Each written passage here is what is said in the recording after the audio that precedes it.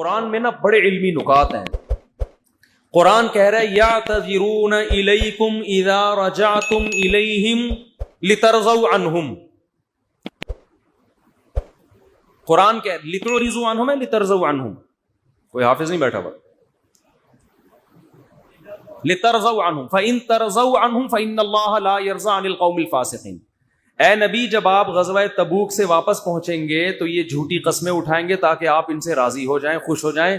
اگر آپ خوش ہو بھی گئے اللہ پھر بھی خوش بولو نہیں ہوگا. دیکھو یہاں نبی کو خوش کرنے کا ثواب کیوں نہیں مل رہا؟ کیونکہ یہاں نبی کو خوش کرنے سے مقصد اللہ کو خوش کرنا نہیں ہے. تو قرآن کہہ رہا ہے ایسی خوشی کا میں ایسی خوشی پہ خوش نہیں. اور کعب ابن مالک, مرارہ ابن ربی اور ہلال ابن امیہ, ان تین صحابی نے سچ بول کے نبی کو ناراض کر دیا.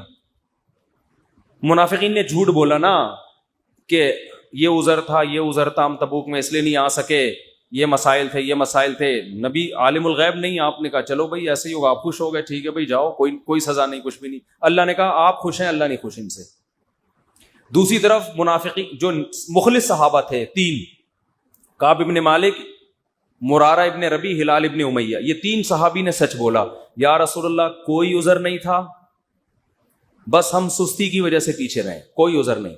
جانا چاہیے تھا, ہم پہ فرض تھا, لیکن باغ پک چکے تھے, سب کچھ تیار تھا, پھر بھی نہیں گئے, کوئی عذر نہیں ہے. سچ بولا نا, نبی غضبناک ہو گئے. نبی کیا ہو گئے؟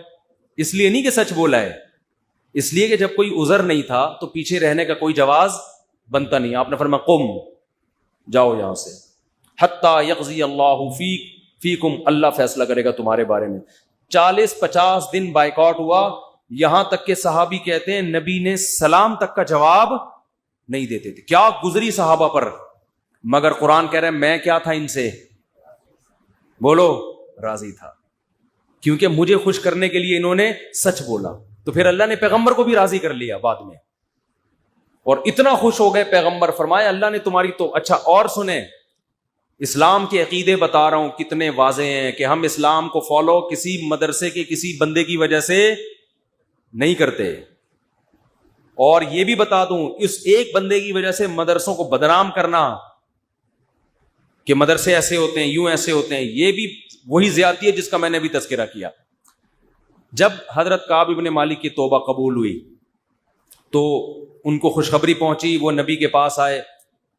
آپ صلی اللہ علیہ وسلم کا چہرہ حدیث میں آتا ہے استنار وجہہ کأن وجہہ قطعۃ قمر, ایسے چمک رہا تھا جیسے 14ویں کا چاند.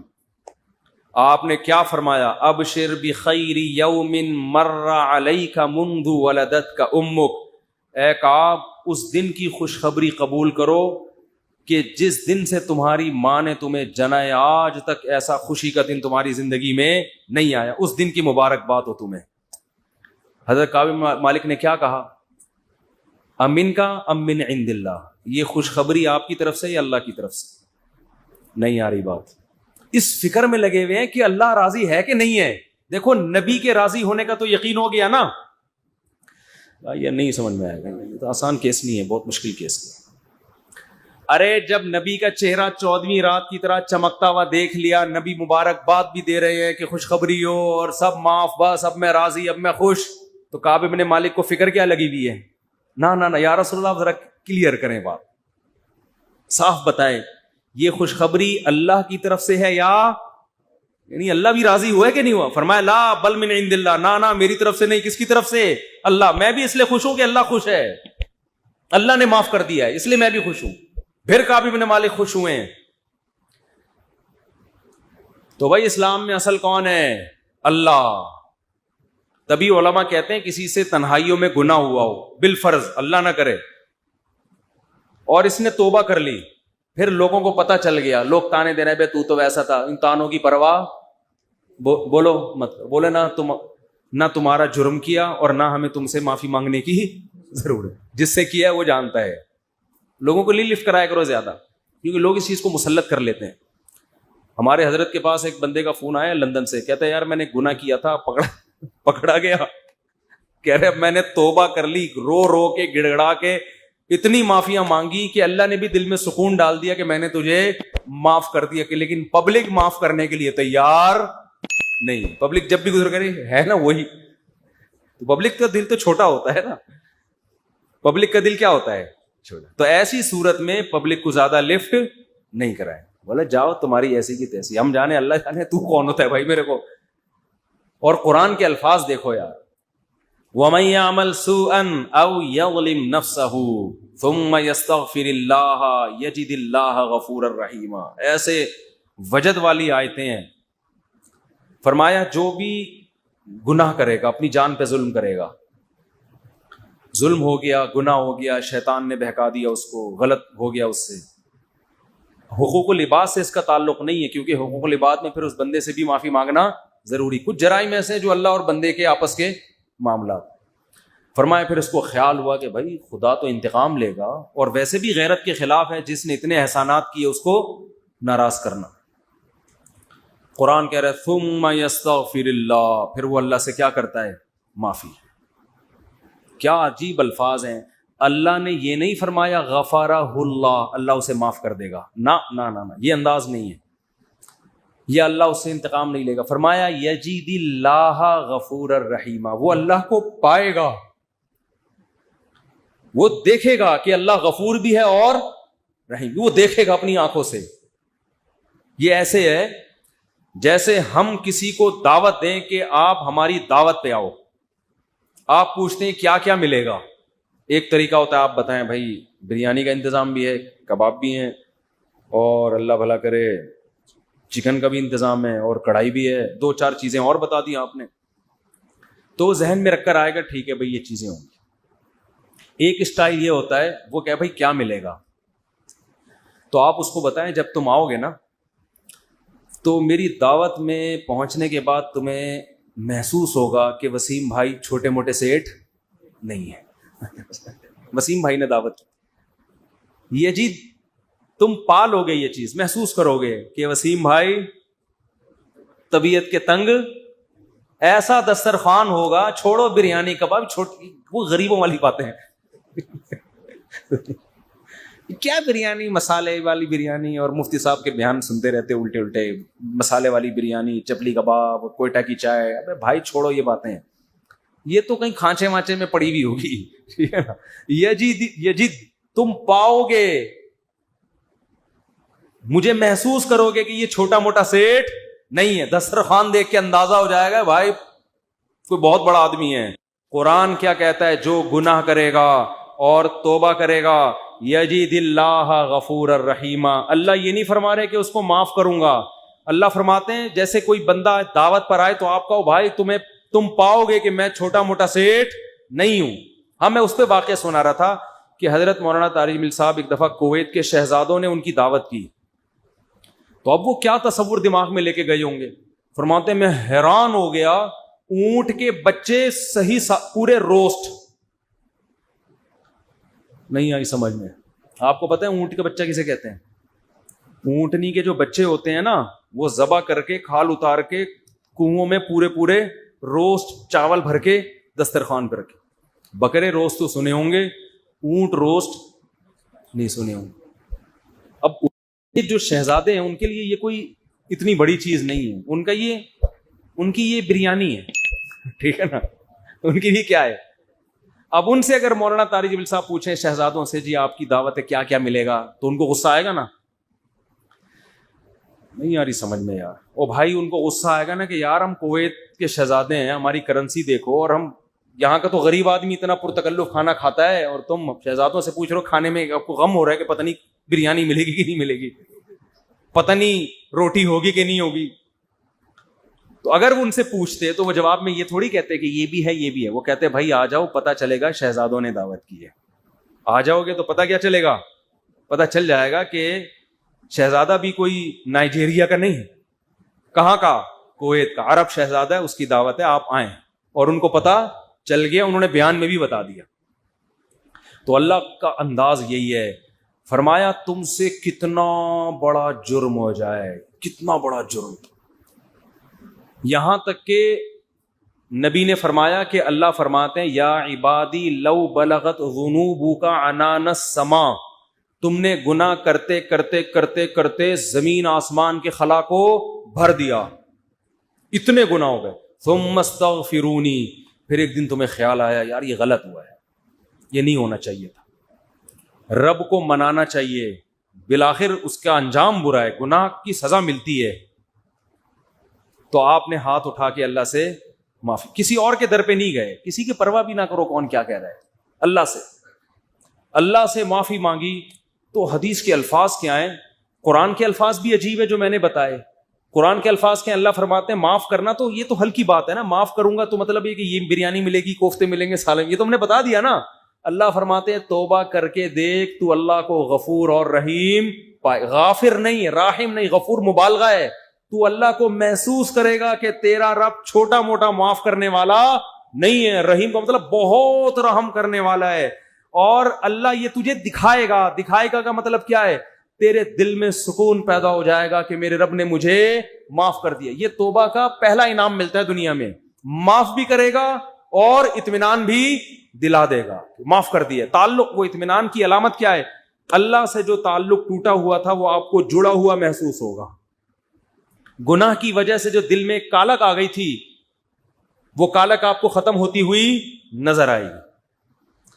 یہاں تک علماء کہتے ہیں کہ بعض لوگ گناہ کر کے ایسی توبہ کرتے ہیں کہ گناہ سے پہلے جو اللہ کا ان سے تعلق تھا نا, گناہ کے بعد جب توبہ کی تو اس سے زیادہ اچھا تعلق پیدا ہو جاتا ہے ان کا,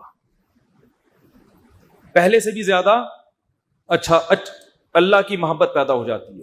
یہ تو قرآن میں, حدیث میں کیا آتا ہے کہ اگر زمین اور آسمان کے خلا کو تم نے گناہ کر کر کے پر کر دیا, ثم استغفرونی, پھر مجھ سے مغفرت طلب کرو, لغفرت, معاف کروں گا. اتنا کافی تھا نا یہ جملہ, یار نہیں آ رہی سمجھ میں. دیکھو اللہ یہ کہہ دیتے کہ زمین اور آسمان کے خلا کو پر کر دیا, مجھے ناراض کیا ہے نا, پبلک کے پاس جانے کی ضرورت نہیں.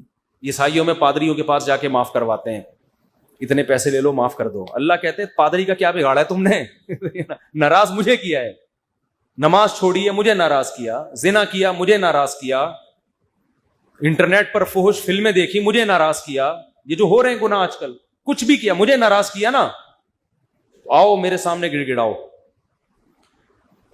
تو اللہ نے کیا کہتے ہیں, زمین اور آسمان کے خلا کو پر کر دیا, پھر مجھ سے معافی مانگو گے معاف کروں گا.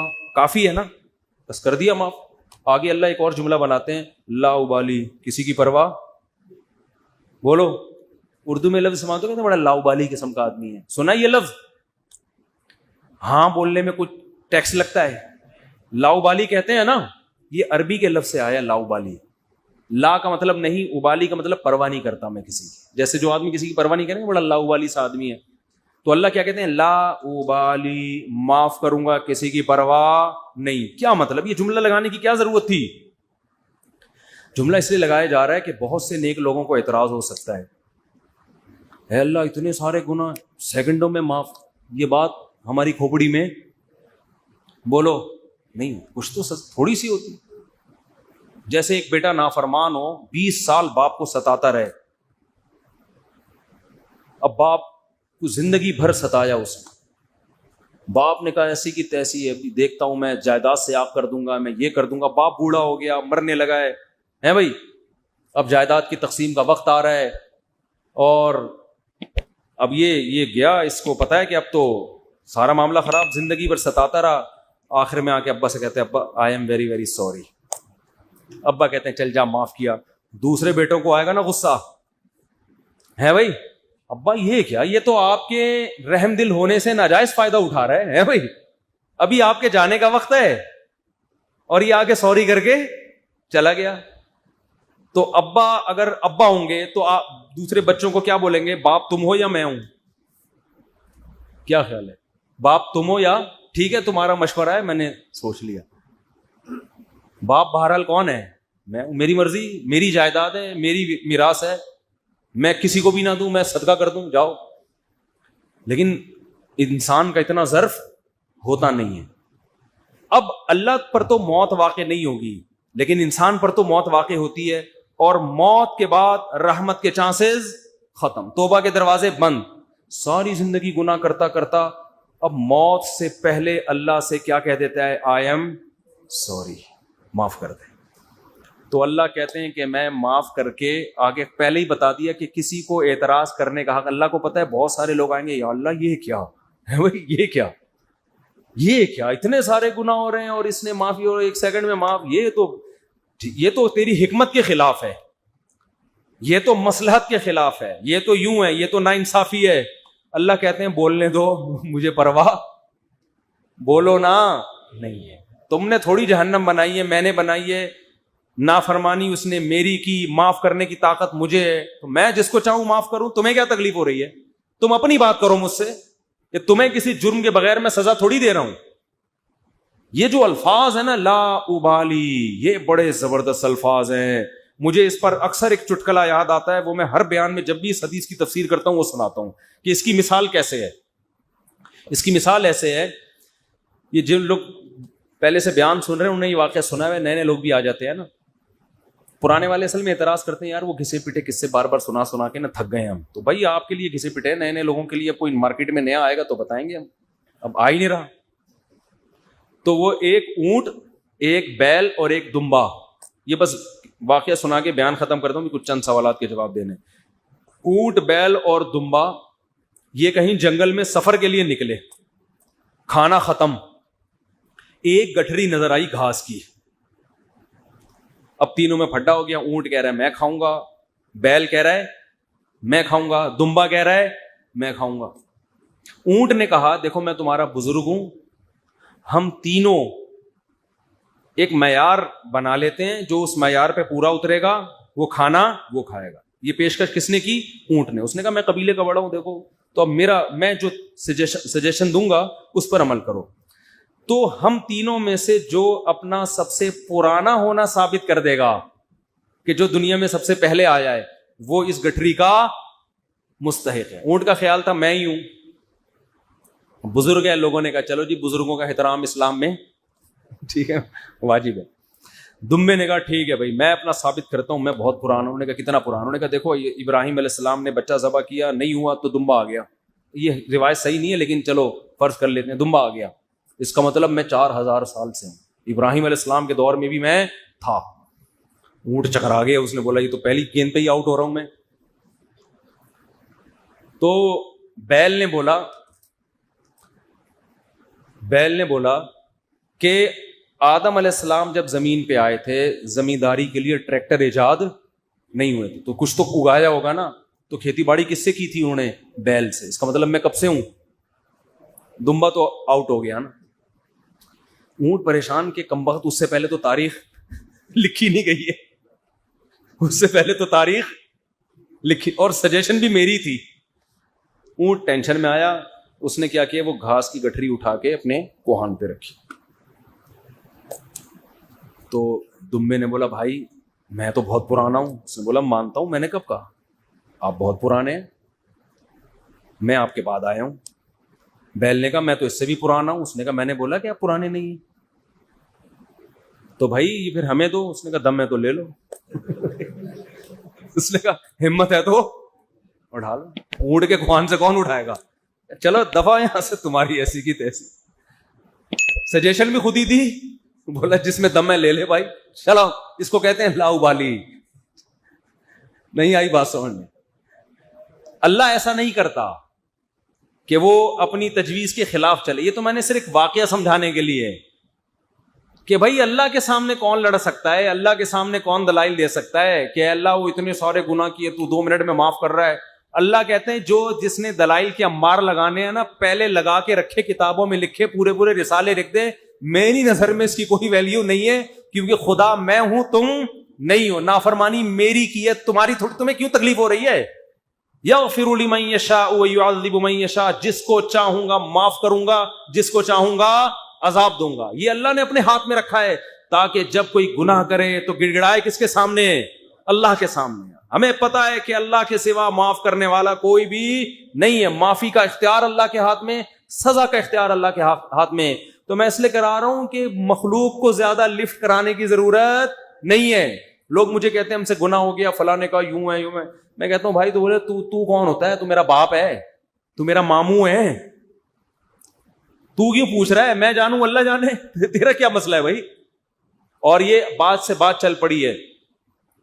شادی کے بعد عورتوں میں یہ بہت بڑا مرض ہے, اپنے پرانے قصے, پرانی غلطیاں میاؤں کے سامنے ظاہر کر دیتی ہیں ان کو اعتماد میں لینے کے لیے. جتنے اللہ نہ کرے, بعض خواتین کے ساتھ ہمیشہ نہیں ہوتا, ستار بھائی وسیم, ستار کو چھوڑو یار, نیک آدمی ہے, کوئی بھی چکر ان کے چلے ہوتے ہیں تو وہ اپنے شوہر کو اعتماد میں لینے کے لیے کہ میں آپ سے اپنے, دیکھیے آج میں آپ سے اپنے دل کی کچھ باتیں شیئر کرنا چاہتی ہوں دل کی کچھ باتیں شیئر کرنا چاہتی ہوں. کیا شیئر کرنا چاہتی ہیں جی؟ دیکھیے اب ہم دونوں ایک دوسرے کے شریک حیات ہیں, میں نہیں چاہتی کچھ آپ سے چھپا رہے. آپ سے پہلے میری ایک جگہ اور بھی شادی ہو چکی ہے, چھپ کے ہوا تھا نکاح, یہ ہو رہا ہے, پھر وہاں بھی ہوئی تھی, یہ بھی ہوا, پھر اس سے چکر چلا, لیکن میں نے توبہ کر لی تھی.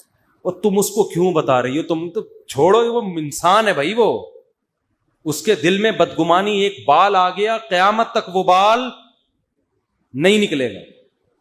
چھوڑو تمہارا ماضی کیا گزرا, اس کو بولو بھائی میں بہت نیک گھرانے میں پیدا ہوئی ہوں, بہت نیک ہوں, اسی طرح قبول ہو, ٹھیک ہے. نہیں تو میاں تفتیش کر رہے ہوتے ہیں گھس گھس کے, موبائل میں تفتیش کر رہے ہوتے ہیں گھس گھس کے, تو یہ کس نے اجازت دی آپ کو تفتیش کرنے کی بھائی؟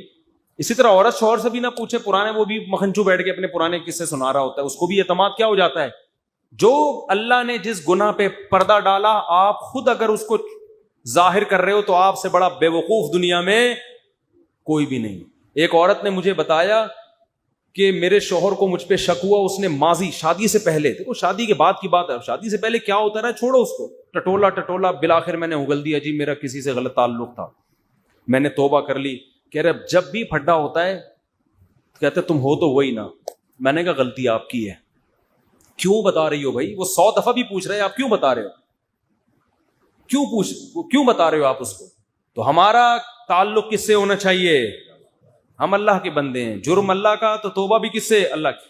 اور ایک اور بات سے بات نکلتی ہے, بعض خواتین کے ساتھ کوئی ایسا واقعہ ہو چکا ہوتا ہے کہ وہ کنواری نہیں رہتی, بعض دفعہ کوئی مسئلہ ہوتا ہے ان کے ساتھ, یا بعض دفعہ کوئی برائی ہو چکی ہوتی ہے جس سے وہ توبہ کر چکی ہوتی ہیں, وہ شادی کرتے ہوئے ڈر رہی ہوتی ہیں, تو وہ ڈر رہی ہوتی ہیں کہ شوہر کو پتہ چلے گا, وہ کہے گا یہ تو کنواری نہیں ہے.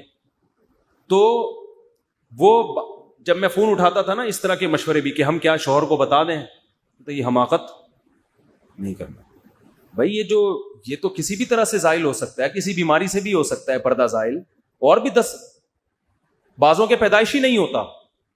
تو ایسے موقع پہ جھوٹ بولنا بھی جائز ہے. نہیں آ رہی بات؟ عورت کے لیے جائز ہے کہ وہ شوہر سے بولو نا, جھوٹ بول دے, وہ یہ نہ بتائے کہ میں نے بدکاری کی ہے پھر توبہ کر لی ہے, یہ اتنی تفصیل میں جانے کی ضرورت نہیں ہے. وہ بول دے بھائی یہ پیدائشی نہیں ہے, یہ جھوٹ ہے. لیکن کیوں؟ وجہ اس کی ہے کہ اس کمبخت کو یہ تفتیش کی اجازت نہیں ہے کہ وہ پوچھے آپ سے. جو ماضی کے قصے ہیں وہ کیا ہیں؟ وہ ختم, وہ پرانے ہیں. تو جو ٹوہ میں لگتا ہے نا, ٹوہ میں گھستا ہے ایک دوسرے کی ٹوہ میں, اللہ اس کو کیا کرتے ہیں؟ رسوا کرتے ہیں. تو گناہ ہو جائے کس سے تعلق؟ اللہ سے. ہم عیسائی تھوڑی ہیں کہ پادریوں سے جا کے یا پنڈتوں سے جا کے اپنے گناہ شیئر کر رہے ہوں. مجھے بھی لوگ آ کے بتاتے ہیں, میں کہتا ہوں یار مجھے نہیں بتاؤ کیا ہوا ہے, میں بھی انسان ہوں. ہاں ایک صورت میں آپ بتائیں, جیسے کوئی مریض ڈاکٹر کو اپنی بیماری بتا رہا ہوتا ہے علاج کے لیے, تو کسی بزرگ سے, کسی عالم سے آپ کا تعلق ہے, آپ سمجھتے ہیں کہ اس سے میں مشورہ لے سکتا ہوں, اور مشورہ اس وقت تک نہیں لے سکتا جب تک میں اس کو اپنا پورا مرض بتاؤں نہیں کہ میرے اندر کیا گناہ ہے جو میں چھوڑنا چاہتا ہوں مگر مجھ سے چھوٹتا نہیں. ایسی صورت میں پھر مجبوری ہے بتانے کی تاکہ وہ اس کا کوئی علاج بتائے آپ. تو اس کا خیال کرنا چاہیے. یہ اللہ کا دین کتنا زبردست ہے, اللہ نے ہمیں بتا دیا گناہ سے بچنا کیسے, ہو جائے تو کرنا کیا ہے. تو ہمارا رب ہے غفور الرحیم, جب توبہ کرو گے اللہ کہتے ہیں میں بتا دوں گا کہ میں, لوگ معاف نہیں کرتے مگر میں معاف